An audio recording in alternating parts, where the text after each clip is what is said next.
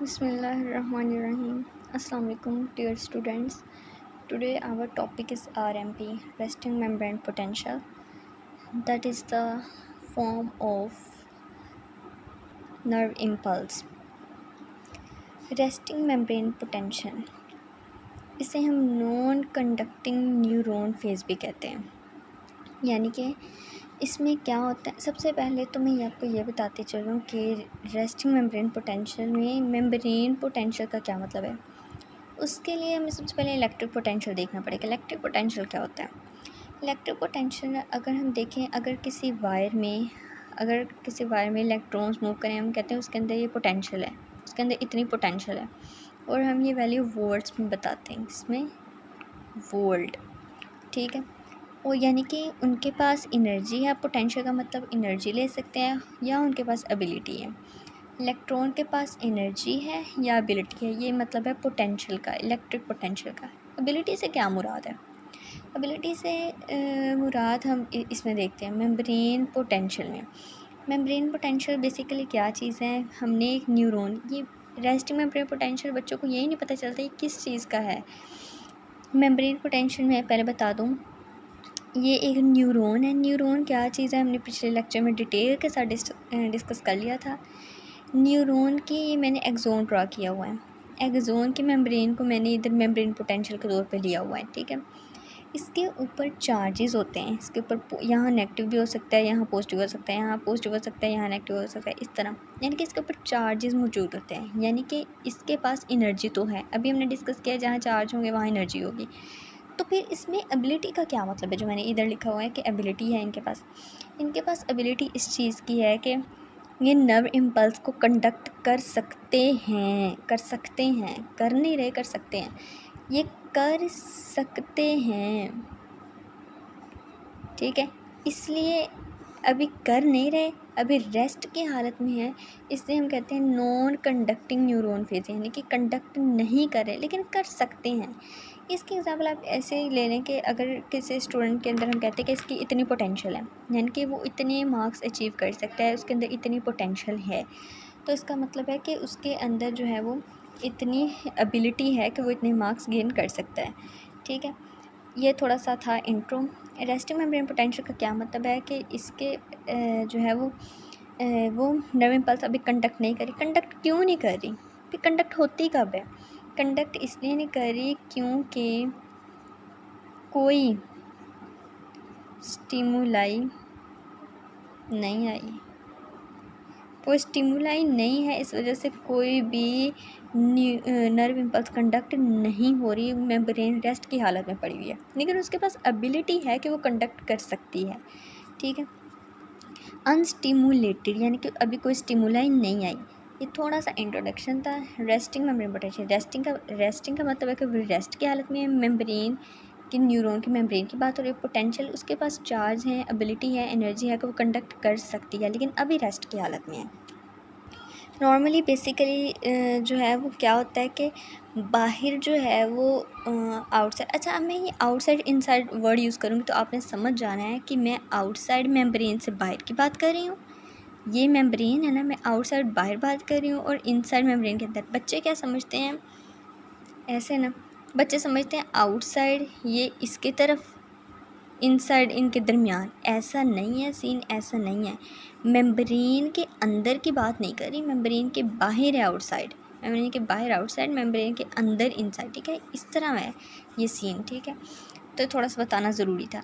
अच्छा, जो बाहर है ना वो 10 गुना सोडियम ज़्यादा होते हैं, बाहर 10 गुना ज़्यादा होते हैं सोडियम अंदर से, और पोटाशियम अंदर 20 गुना ज़्यादा होते हैं, ठीक है।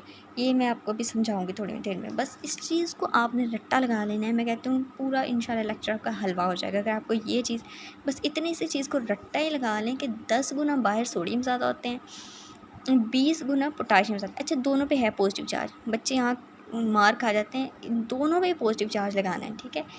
इन पे भी पॉजिटिव चार्ज, ठीक, नेगेटिव नहीं अभी मैं लगा रही, ना यूज़ करना है अभी। More outside more positive than inside, इसकी एक कंडीशन है रेस्टिंग मेम्ब्रेन पोटेंशियल की, कंडीशन बता रही हूँ। इसको इसको आप याद कर लें, रट्टा मार लें, समझ लें, जो मर्ज़ी कर लें। आउटसाइड मोर पॉजिटिव होगी than inside, inside more negative होगी देन आउटसाइड। यानी कि बाहर पॉजिटिव ज़्यादा हो, अंदर नेगेटिव ज़्यादा हो। मेम्ब्रेन के बाहर पॉजिटिव ज़्यादा हो, पॉजिटिव, और अंदर नेगेटिव। अच्छा, मैं कंप्लीट, या मैंने लिखा हुआ है नॉट कम्प्लीटिंग, मैं पूरी तरह नहीं कह रही कि बाहर सिर्फ हो ही पॉजिटिव, नेगेटिव भी हो सकता है, लेकिन मैंने वर्ड यूज़ किए हैं मोर, यानी कि ज़्यादा पॉजिटिव ही होना चाहिए, ज़्यादा पॉजिटिव होना चाहिए बाहर, अंदर ज़्यादा नेगेटिव होना चाहिए। फिर ये बनेगा रेस्टिंग मेम्ब्रेन पोटेंशियल। फिर मेम्ब्रेन जो है वो रेस्ट की हालत में आएगी। अभी मैंने डिस्कस किया कि बाहर जो है वो ज़्यादा पॉजिटिव होना चाहिए, outside more positive than inside, और inside more negative than outside. लेकिन इधर तो हालत कुछ ऐसी है कि अगर नेगेटिव अभी ना भी देखें, अभी नेगेटिव को छोड़ दें, अभी मैं सिर्फ और सिर्फ पॉजिटिव की बात कर रही हूँ। बाहर मैंने कहा कि आउटसाइड मोर पॉजिटिव, लेकिन आउटसाइड तो कम पॉजिटिव है, इनसाइड ज़्यादा पॉजिटिव है। जो कंडीशन है ये वाली, ये है तो परमानेंट कंडीशन, ये हम अपनी तरफ से नहीं बना रहे कहते, लेकिन अंदर जो है वो पॉजिटिव ज़्यादा है, बाहर पॉजिटिव कम है। हमने कहा कि बाहर ज़्यादा होना चाहिए, बाहर ज़्यादा होना चाहिए, लेकिन अंदर ज़्यादा है, इस टाइम अंदर ज़्यादा है, ठीक है। अब हमने कुछ ऐसा करना है कि इन दो जो है वो इन दो कंडीशन को पूरा करना है, ताकि हमारी मेम्ब्रेन रेस्ट की हालत में आ जाए। हमने कुछ ऐसा करना है। अब उसके फैक्टर्स हैं जो कि मेम्ब्रेन को रेस्ट की हालत में लाएंगे, तो बन जाएगा रेस्टिंग मेम्ब्रेन पोटेंशियल। उसमें सबसे पहला फैक्टर है सोडियम एंड पोटाशियम पम्प्स। जब भी ज़िंदगी में आपने पंप का वर्ड सुना ना, बिना सोचे समझे कह देना एक्टिव। नीचे मैंने लिखा भी हुआ है एक्टिव ट्रांसपोर्ट, जहाँ कहीं पंप का लफ्ज़ आ जाए आपने कहना एक्टिव ट्रांसपोर्ट। अब एक्टिव ट्रांसपोर्ट क्या होती है, बच्चे को इधर भी कन्फ्यूजन हो सकती है। एक्टिव ट्रांसपोर्ट का मतलब होता है लो से हाई, लो कंसंट्रेशन से हाई कंसंट्रेशन। अब देखें, मोटर लगी होती है नीचे, टैंकी होती है ऊपर, हमने नीचे से ऊपर लेके जाना है ज़ोर लग के, पंप ज़ोर लगा के उसने ग्रेडियंट के उल्ट। अगर ऊपर हो पानी, अगर सीढ़ियों पे हम पानी फेंकें तो पानी ऑटोमेटिकली नीचे आ जाता है, हमें किसी चीज़ की ज़रूरत तो नहीं, इधर हमें पंप की ज़रूरत है, हम पंप करके ऊपर टैंकी में पहुंचा रहे हैं, लो से हाई कंसंट्रेशन, ठीक है। अब असल में तो ऐसा लगता है असल में तो ऐसा लगता है कि ऊपर से नीचे आएंगे सोडियम और नीचे से ऊपर जाएंगे पोटाशियम। असल में तो ऐसा लगता है कि अगर हम नॉर्मल देखें कि जो है वो हाई से लो की तरफ, लेकिन इधर हमने वर्ड यूज़ कर लिया है पंप का। पंप का मतलब है जहाँ ज़्यादा है ना उसे और ज़्यादा कर देना है। बस आपने ये बात याद रखनी है, जो ज़्यादा है उसे और ज़्यादा कर देना है। यानी कि लो से हाई, मैंने अभी लिखा लो से हाई, एक्टिव ट्रांसपोर्ट है पंप का मतलब, यानी कि लो से हाई, लो से हाई, लो से हाई असल में ऐसे है, ठीक है। पंप कर रहे हैं तो लो से हाई, यानी कि नीचे से मोटर से टैंकी, कम से हाई की तरफ, ठीक है, ऊंचाई की तरफ। लेकिन असल में हमने क्या करना है, हमने करना है कि लो से हाई, लो से हाई, ठीक हो गया। अब देखें इधर, अब देखें यहाँ लगे होते हैं मेम्ब्रेन, ये मैंने वही मेम्ब्रेन बनाई जो मैं बार बार डिस्कस कर रही है, न्यूरॉन की एक्सोन की मेम्ब्रेन, न्यूरॉन की मेम्ब्रेन, ठीक है। तो ये होते हैं सोडियम पोटाशियम पंप, ये में लगे हैं सोडियम और पोटाशियम पंप, ये मेम्ब्रेन के अंदर फिट होते हैं। तो इसने 3 सोडियम बाहर निकालने हैं, 2 पोटाशियम अंदर लेके आने हैं, ठीक है। अभी मैंने जो डिस्कस किया ये वाली चीज़ ने अप्लाई करनी है, 3 सोडियम बाहर, 2 पोटाशियम अंदर। कैसे पता चलेगा कि 3 ही बाहर लेके जाने हैं, 2 ही अंदर लेके जाने हैं? तो ये कोई लॉजिक नहीं है, अब आपको 1 सेकंड के लिए बता रही, लेकिन आपको शायद याद रह जाए पेपर तक, उसका थोड़ा सा तरीका बता रही हूँ। मैंने जैसे रट्टा लगाया कि Na पॉजिटिव 1 2 3, ये 3 लफ्ज़ हैं, 1 और 2 ये 2 लफ्ज़ हैं, यानी कि 2 पोटाशियम अंदर आने हैं, 3 सोडियम बाहर जाने हैं। ये थोड़ा सा आप लोगों ने इसको ऐसे याद रख लें। तो 3, ये इसकी मिसाल इसी तरह है कि अगर आपके पास भी 100 कॉइन्स है, मेरे पास भी 100 कॉइन्स है, मैं आपको 2 दे दूँ, आपसे 3 ले लूँ, 2 दे दूँ 3 ले लूँ, 2 दे दूँ 3 ले लूँ, करते एक टाइम ऐसा आएगा जब आपके पास कोई कॉइन नहीं बचेगा और सारे कॉइन्स मेरे पास हो जाएंगे, ठीक है।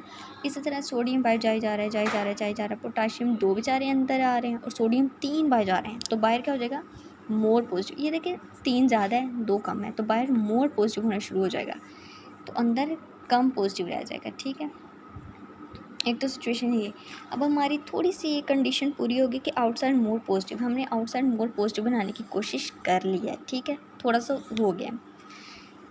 सेकंड जो कंडीशन है वो है ऑर्गेनिक कंपाउंड, यानी कि हमने किसी तरह कंडीशन पूरी करनी है कि इनसाइड मोर नेगेटिव।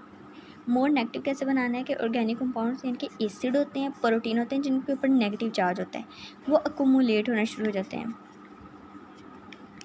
अकोमुलेट होना शुरू हो जाते हैं इनसाइड मेम्ब्रेन के इनसाइड। नेगेटिव, ये पॉजिटिव मैंने नहीं, पॉजिटिव हैं सही, या मैंने लफ्ज़ से कहा नॉट कम्प्लीटली, पूरी तरह नहीं होता, अकेला नेगेटिव ही हो अकेला पॉजिटिव ऐसा नहीं होता, नेगेटिव ज़्यादा हैं, नेगेटिव इधर इकट्ठे होने शुरू हो जाएंगे क्योंकि यहाँ एसिड और प्रोटीन पाए जाते हैं अंदर, तो हमारी कंडीशन थोड़ी थोड़ी पूरी हो रही है। जो थर्ड फैक्टर है वो है पोटाशियम लीकेज। अब जो यहाँ पोटाशियम थे जो 2 अंदर आ रहे थे, 3 सोडियम बाहर जा रहे थे, पोटाशियम आहिस्ता आहिस्ता बाहर आने शुरू हो गए, है इसके ऊपर भी पॉजिटिव चार्ज, इसे नेगेटिव नहीं समझ रहा आपने, बच्चे इसमें बहुत कन्फ्यूजन करते हैं, इसके ऊपर भी पॉजिटिव चार्ज, हमने पॉजिटिव इकट्ठे करने हैं किसी तरह हमने। अच्छा, आप इसे थोड़ा सा इस तरह याद रख लें कि आप ये सोचते कि आप ये सोच रहे होंगे कि पोटाशियम पहले ही बाहर आ जाते, अब जो पहले अंदर गए फिर बाहर आए, तो आप इसका अंदाज़ा इससे लगा लें कि मैंने आपको 2 कॉइन दे के आपसे 3 लेने हैं। इस तरह तो नहीं हो सकता कि आप कहें कि हाँ भाई मुझसे सारे ले लो, ऐसा थोड़ी हो सकता है। पोटाशियम कुछ अंदर जाएंगे तो सोडियम को बाहर आने देंगे, इस तरह आपने थोड़ा सा इसका रट्टा लगाना है। इसी तरह इधर फिर आहिस्ता आहिस्ता जब इधर नेगेटिव होना शुरू हो गया ना, तो पोटाशियम जाना शुरू हो जाएंगे बाहर, इधर होते हैं इधर जो है वो, अच्छा पोटाशियम ने इसके ज़रिए से नहीं जाता, सॉरी यहाँ थोड़े से इसके ज़रिए, ठीक है, इसके ज़रिए ये है मेम्ब्रेन जो है सेलेक्टिव परमेबल, सेलेक्टिवली परमेबल, यानी कि या आप कह लें इम्परमेबल, ऐसे भी कह सकते हैं, लेकिन किसी को भी नहीं आने देती, किसी को भी नहीं आने देती, न जाने देती है सवाए पोटाशियम के। पोटाशियम यहाँ से लीक होता है थोड़ा थोड़ा करके, वर्ड हमने यूज़ किया है लीकेज, यानी कि पोटाशियम थोड़ा थोड़ा लीक हो रहे हैं, तो आहिस्ता आहिस्ता यहाँ पोटाशियम भी होना शुरू हो जाएंगे ज़्यादा, सोडियम तो पहले ही है, इधर नेगेटिव भी आ गया, तो बन गई ना वो कंडीशन के हमारे पास बाहर मोर पॉजिटिव और अंदर मोर नेगेटिव। ये कंडीशन बन जाएगी कि बाहर मोर पॉजिटिव अंदर मोर नेगेटिव। इसे हम कहते हैं अनस्टिमुलेटेड, यानी कि कोई स्टिमुलाई नहीं आई, ये रेस्ट की कंडीशन में है, रेस्टिंग मेम्ब्रेन पोटेंशियल, इसलिए नाम दिया कि रेस्ट की कंडीशन में स्टिमुलाई नहीं आई, ये है अब रेस्ट की कंडीशन, ठीक है। उसके बाद है पोलराइज, इसे पोलराइज क्यों कहा कि पोल्स बन गए हैं, ये पॉजिटिव एक तरफ नेगेटिव एक तरफ, इसे कहते हैं पोल्स बन गए, ठीक है, जैसे HCl partial positive partial negative, इसे हम कहते हैं पोल्स, इसे हम कहते हैं पोल्स। अच्छा, इसके साथ हमने लगाना है वोल्ट मीटर, वोल्टेज में ये करनी है, तो ये वोल्टेज बताएगा -0.07 वोल्ट। इसका मतलब वो ये बताएगा कि बाहर अब पॉजिटिव हो गए हैं, ये जब वैल्यू आ गई ना, इसका मतलब आपने समझ जाना है कि बाहर पॉजिटिव हो गया, अंदर नेगेटिव हो गया, पोल्स बन चुके हैं, और जो है अब ये रेस्ट की हालत में, ये निशानी है, ये निशानी है कि अब जो है वो रेस्ट की हालत में आ गई है मेम्ब्रेन। आई होप कि आपको इसकी समझ आई होगी, मैंने अपनी तरफ से कोशिश की है, तो आप एक दफ़ा बुक से भी रीड करें, इंशाल्लाह आपको क्लियर हो जाएगा। कोई क्वेश्चन हो तो बताएं।